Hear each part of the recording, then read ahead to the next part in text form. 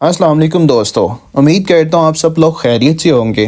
जैसे कि आप सब लोग जानते हैं कि मैं करंट एयर पावर से रिलेटेड वीडियोस बनाता हूँ। मैं इसे जियो पॉलिटिक्स का लेबल नहीं देता क्योंकि जियो पॉलिटिक्स में पॉलिटिक्स का एलिमेंट भी आ जाता है।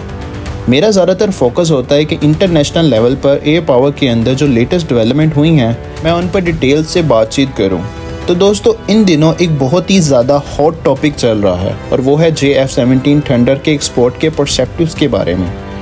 इस हवाले से जैसे मैं पहले भी क्लियर कर चुका हूँ, मेरे तमाम सोर्सेज ओपन सोर्सेज हैं। मैंने खुद ये न्यूज़ पहली मरतबा र्यूटर पर पढ़ी है कि सऊदी अरेबिया JF-17 थंडर में इंटरेस्ट ले रहा है। इसके हवाले से लीबिया, सूडान और बांग्लादेश के एयरफोर्स चीफ भी पाकिस्तान के विजिट पर आए थे।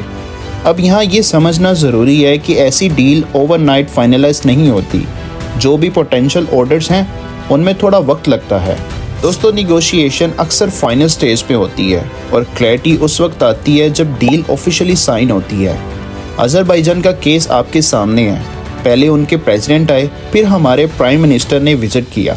काफ़ी अरसे तक बातचीत चलती रही, लेकिन आखिरकार कंफर्म हुआ कि ये $4.6 बिलियन की डील है, जिसमें 40 JF-17 ब्लॉक 3 एयरक्राफ्ट शामिल हैं। बाकी जो कंट्रीज़ हैं जैसे इराक वगैरह, उनके हवाले से number of aircraft, delivery schedule और टोटल डील अमाउंट अभी तक ओपन सोर्सेस में ही डिस्कस हो रही है। इस पर काफ़ी दोस्तों हवाई बातें चल रही हैं। भारतीय एनालिसिस इसे कहानियां कह रहे हैं, जबकि कुछ लोग कह रहे हैं कि ये डील कंफर्म हो चुकी है।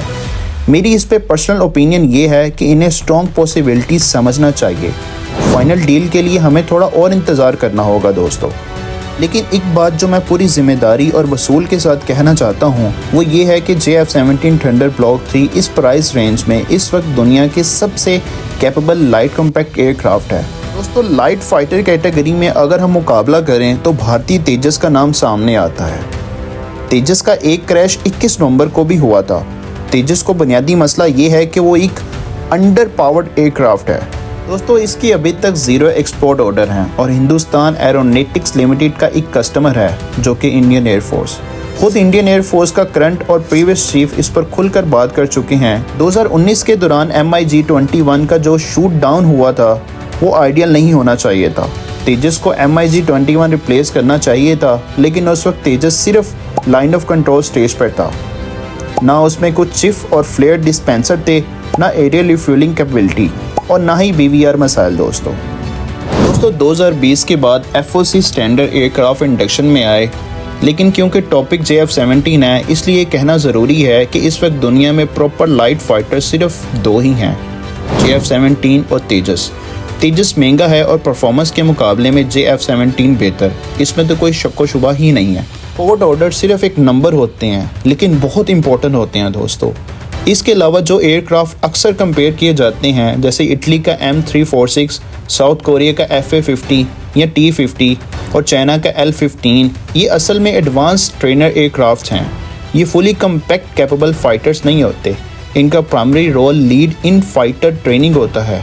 दोस्तों, हैरानी की बात यह है कि इनकी प्राइस भी JF-17 थंडर से ज़्यादा होती है।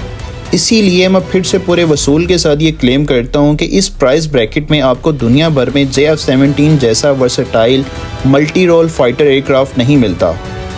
अब सवाल ये उठता है दोस्तों कि सऊदी अरेबिया के पास तो पहले ही F-15 और यूरो फाइटर टाइकॉन जैसे जेट्स मौजूद हैं, फिर वो JF-17 थंडर में इंटरेस्ट क्यों ले रहा है? इस सवाल का जवाब थोड़ा जियो पॉलिटिक्स की तरफ चला जाता है। वेस्टर्न सिस्टम के साथ अक्सर स्ट्रिंग अटैच होती है दोस्तों। अगर रीजन में सऊदी अरेबिया कभी एग्रेसिव पोस्चर इख्तियार करना चाहे तो क्या वो वेस्टर्न इक्विपमेंट को बिना किसी रिस्ट्रिक्शन के यूज़ कर सकता है?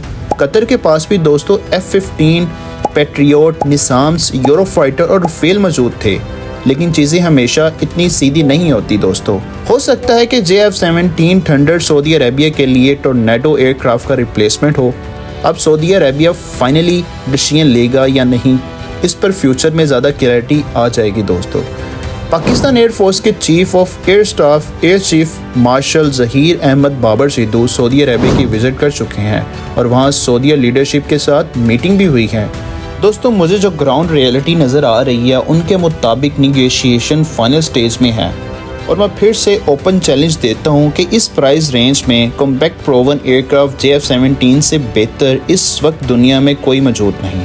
2019 में JF-17 थंडर ने एयर टू एयर और एयर टू ग्राउंड दोनों रोल्स में ऑपरेशनल यूज़ देखा। 2015 से 2016 में ईरानियन यूएवी के खिलाफ भी इसका कंफर्म्ड किल रिकॉर्ड है। दोस्तों, रिसेंट ऑपरेशन में अगर कुछ air to air kill J-10C के काउंट में जाती हैं तो इसके बावजूद JF-17 ब्लॉक 3 जिसमें हेक्सारेडार और PL-15 मिसाइल शामिल हैं और ब्लॉक 2 के CM-400 मिसाइल स्ट्राइक और S-400 को तबाह करने का क्रेडिट भी JF-17 को ही जाता है।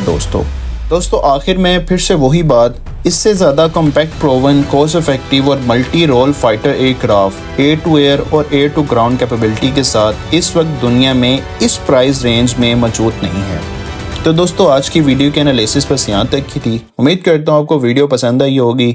अगर वीडियो पसंद आई हो तो इसको लाइक करें, अपने दोस्तों के साथ शेयर करें और कमेंट में अपनी राय का इजहार ज़रूर करेगा। मिलते हैं अगली वीडियो में, तब तक के लिए अल्लाह हाफिज़।